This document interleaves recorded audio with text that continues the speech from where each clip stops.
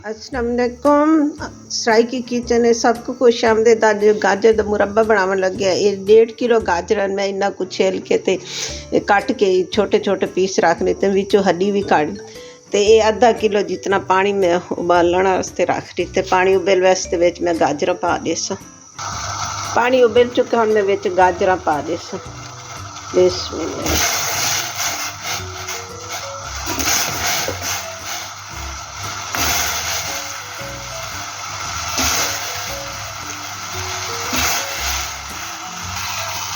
ते नाल ही मैं 1 किलो खंड विच पा दे संदेश।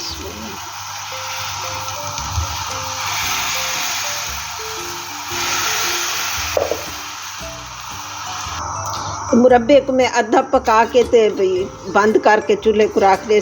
शीरे च पै रासन गाजर बई शीरा इंदे च रच वने गाजर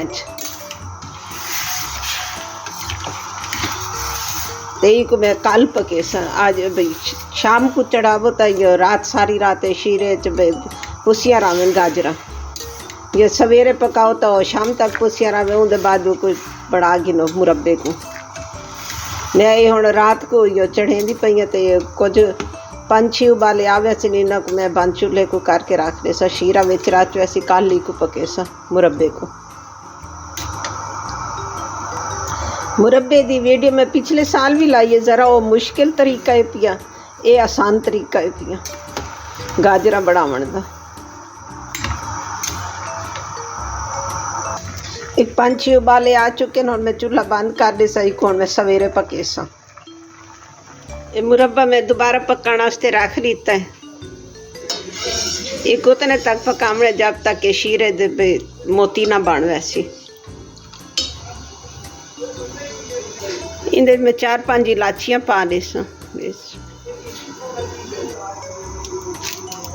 थोड़े कोई तो जर्दे वाला रंग पा दे सा।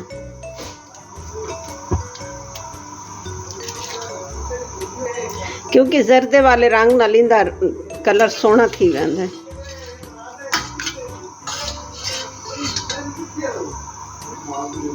ते थोड़े मैं बादाम कट के रखे ये भी विच पा दे सा। क्योंकि बादाम के बगैर मुरब्बे च खूबसूरती नहीं आती। तो बादाम वैसे भी विच मुरब्बे बहुत अच्छे लगते हैं। मुरब्बा तकरीबन तैयार थी बना ले। इंदे इत्थे मोती बना के देखने भाई। ये देख शीरा भी तैयार थी चुका है। मोती बनता पिया, फैलता नहीं पिया। तो मोती बने तो शीरा बिल्कुल तैयार होता है। जे अगर फैल वजे तो वाल कुछ देरी को पकावना पौंदा है। मज़ेदार गाजर का हलवा तैयार थी चुका है। अगर तो मैं पकावन का तरीका पसंद आया तो मैं फॉलो तो लाइक कराए तो अपने दुआओं में याद रखा है। अल्लाह हाफिज़।